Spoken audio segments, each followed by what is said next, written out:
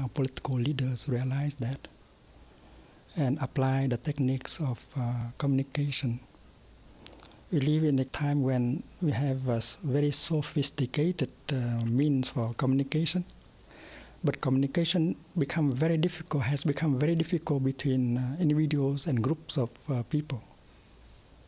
A father cannot talk to a son, mother cannot talk to a daughter, and maybe husband cannot talk to a wife, and Israelis cannot talk to Palestinians, and Hindus cannot talk to Muslims.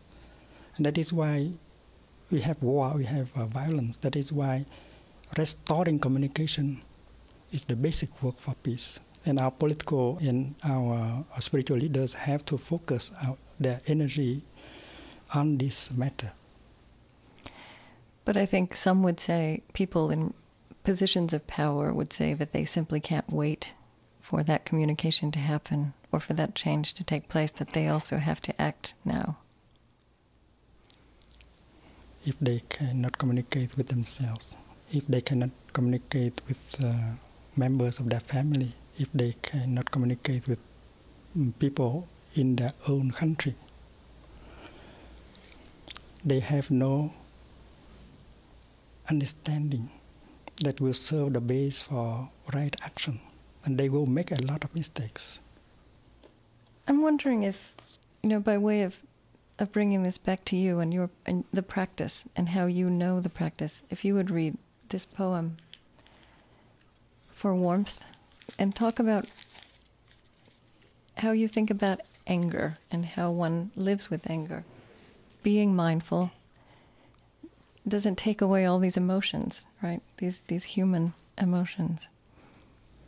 We have to remain human. Yeah. In order to be able to understand and to be compassionate. You have the right to be angry, but you don't have the right not to practice in order to transform your anger. You have the right to make mistakes, but you don't have the right to continue making mistakes. You have to learn from your mistakes. Mm-hmm. Would you say something about the occasion on which you wrote this poem also? I wrote this poem after I heard the news that the city of Bente was bombed. And an American army officer declared that he had to destroy the town in order to save the town, which is very shocking for us. In fact, there were a number of guerrillas who came to the town and who used anti-aircraft guns to shoot. And because of that, they bombarded the town and killed so many civilians. Was it 1965 or something like that? Yeah, around that time. Okay. Tôi bưng mặt trong lòng hai bàn tay. Có phải để khóc đâu anh? Tôi bưng mặt để giữ cho ấm áp sự cô đơn. Hai bàn tay chở che, hai bàn tay nuôi dưỡng, hai bàn tay ngăn cản sự ra đi hờn dỗi của linh hồn. I hold my face between my hands. No, I am not crying. I hold my face between my hands to keep my loneliness warm. Two hands protecting, two hands nourishing, two hands to prevent my soul from leaving me in anger. When you notice that anger is coming up in you, you have to practice mindful breathing in order to generate the energy of mindfulness, in order to recognize your anger and embrace it tenderly, so that you can bring relief into you and not to act and to say things that can destroy, that can be destructive. And doing so, you can look deeply into the nature of your anger and know where it has come from. That practice helps us to realize that not only Vietnamese civilians and military were victims of the war, but also American men and women who came to Vietnam to kill and to be killed were also victims of the war.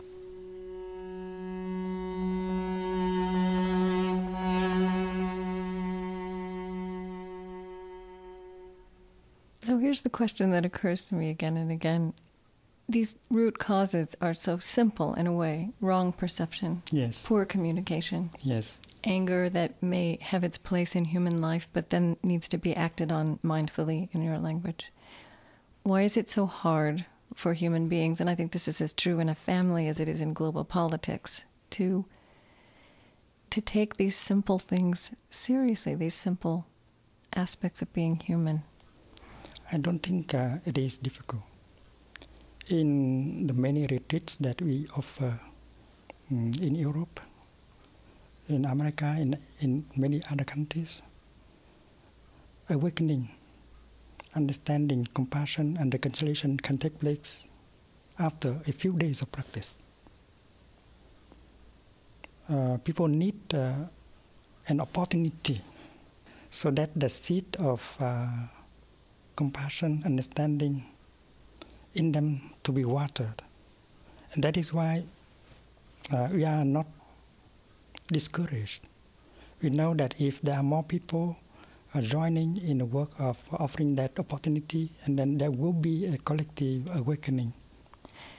I look at you and I also see that you view the world through the eyes of compassion, which is another term you use, and that I see the weight of that on you. It is also a burden to look at the world straight and to see suffering and to see the sources of suffering wherever you look. When you have compassion in your heart, you suffer much less. And you are in a situation to be and to do something to help others to suffer less. This is the truth. So to practice in such a way that bring compassion into your heart is very important. A person without compassion cannot be a happy person. And compassion is something that is possible only when you have understanding. Understanding brings compassion. Understanding is compassion itself. When you understand the difficulties, the suffering, the despair of the other person, you don't hate him, you don't hate her anymore. What would compassion look like towards a terrorist, let's say? The terrorists, they are victims of their wrong perceptions. They have wrong perceptions on themselves, and they have wrong perceptions on us. So the practice of communication, peaceful communication, can help them to remove the wrong perceptions on them and on us, and the wrong perceptions we have on us and on them. This is the basic practice. This is the principle. And I hope that our political leaders understand this and take action right away to help us. And we as citizens, we have to voice our concern very strongly, because we should support our political leaders, because we have helped elected them. We should not leave everything to them. We should live our daily in such a way that we could have the time and the energy in order to bring our light, our support to our political leaders. We should not hate our leaders. We should not be angry at our leaders. We should only support them and help them to see right in order to act right. I want to finish because I know I've taken a lot of your time. I want to ask you, this is from Fragrant Palm Leaves, which I know was a journal you wrote in the 1960s, but this is about Zen. Zen is not merely a system of thought. Zen infuses our whole being with the most pressing question we have. What are your pressing questions at this point in your life? Pressing question? Mm-hmm. What are the questions you work through in your practice, just personally, I wonder? I do not have any question right now. My practice is to live in the here and the now. And it is a great happiness for you to be able to live and to do what you like to live and to do. My practice is centered in the present moment. I know that if we know how to handle the present moment right with our best, and then that is about everything you can do for the future. That is why I'm at peace with myself. That's my practice every day, and that is very nourishing. And I wonder, living that way and practicing that way, does forgiveness become instinctive?